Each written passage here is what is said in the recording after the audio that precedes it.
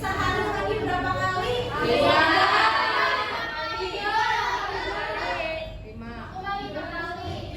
Sebenarnya 2 kali juga cukup. Tapi kalau misalkan memang gerah atau mandi 3 kali nggak apa-apa, tapi jangan terlalu berlebihan aja. Ya, oke. Terus lanjut, perawat kulit dan rambut agar tetap sehat dan terawat. Perawatan gigi dan mulut untuk senyum yang bersih dan segar. Siapa yang masuk sikat gigi?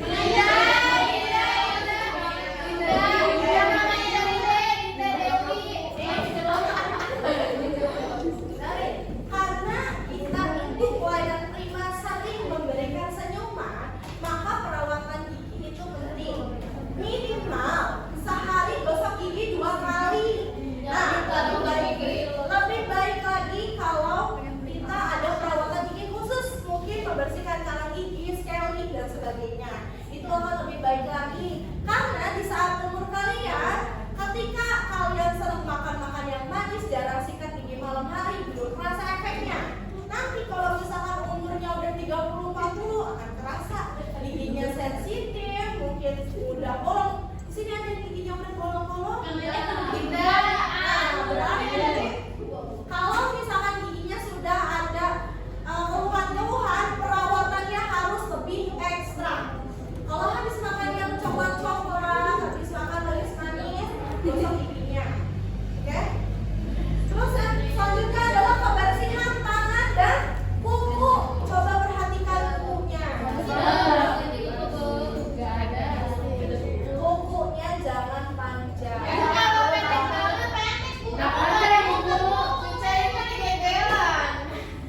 Asal bersih. Asal bersih. Ya, karena dari kuku itu bisa menyebarkan kuman dan penyakit. Kita nggak tahu kuku kita panjang, ternyata di dalam kuku banyak kumannya. Kamu makan pakai tangan, terus dipakai cendol, pegang yang lain, itu akan mudah menyebarkan bakteri dan makanya kukunya jangan panjang, akan lebih baik kalau kukunya pendek tapi rapi dan bersih. Terus selanjutnya penampilan prima apa saja? Yang pertama apa? Karena di sini kita berhijab ya, mungkin penataan hijab juga. Kerudungnya yang rapi bersih, ya pakaiannya yang rapi bersih, tidak kusut ya. Nanti tolong kalau misalkan ini, kenapa kita benar-benar memperhatikan penampilan? Karena tadi seperti yang sudah disebutkan tadi, penampilan itu penting dan orang menilai kita pertama dari penampilan. Jadi usahakan kalian perempuan-perempuan, apalagi perempuan-perempuan itu justru harus lebih aware sama penampilan kita. Gak harus cantik, yang penting bersih. Ya, rapi, bersih.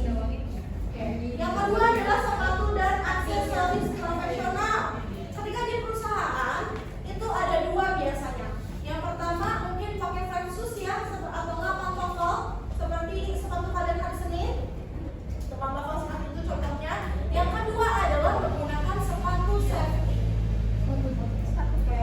Jadi ketika di perusahaan itu, walaupun kita bekerjanya di office, ketika kita melakukan lalu lalang ke bagian produksi, terus kita naik ke sana ke sini, alangkah baiknya menggunakan sepatu safety. Karena sepatu safety itu sudah dirancang ketika kamu melewati tempat produksi, terus kita kan gak ada yang tahu ya kecelakaan. Tapi kita semua berdoanya semoga bisa dimanapun zero accident, 0 kecelakaan kerja. Nah, tapi ketika kita gak tahu dalam situasi itu bisa terkena musibah, sepatu safety itu setidaknya melindungi kaki kalian ketika kejatuhan paku atau yang panas, dia masih bisa menahan. Makanya kalau kamu lihat, kamu misalkan lihat sepatunya bapak kamu atau mama kamu yang kerja di pabrik, itu sepatunya dia pakai sepatunya tebal dan berat. Nah, itu tujuannya ketika kejatuhan sesuatu lebih tahan dibanding kamu pakai flat shoes yang tipis. Jatuhan paku ternyata atasnya nggak kuat, terus langsung nancep ke jempol. Nah, amit-amit ya seperti itu. Tapi kalau menggunakan sepatu safety, dia terhindar dari itu. Ya mungkin nanti akan tancap ke sepatunya, tapi nggak langsung kena atau bersentuhan dengan di. Terus menggunakan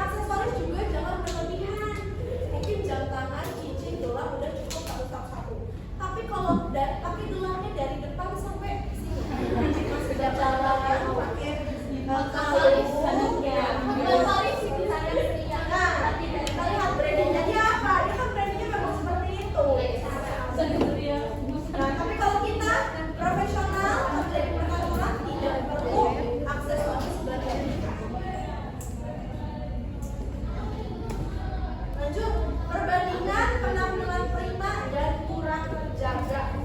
Penampilan prima itu pakaian rapi, bersih, mungkin kalau di sini kan hijab tanpa dengan baik, sikap percaya diri, terus memberikan kesan profesional yang positif pada orang lain.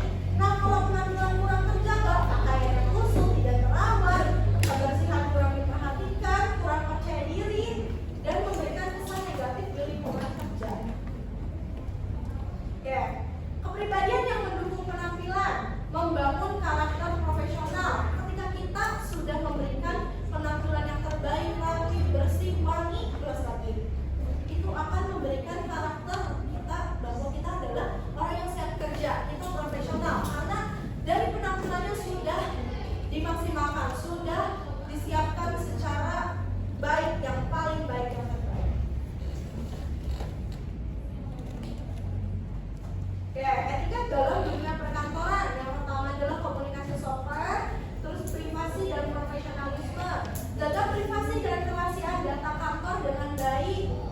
Nah, ini nih yang harus diperhatikan, yang harus ditanamkan, bahwa semua yang ada di kantor itu tidak boleh di-share, tidak boleh kalian bagikan, dibuat status, dikasih disebarkan kepada orang-orang yang tidak ada sangkut pautnya.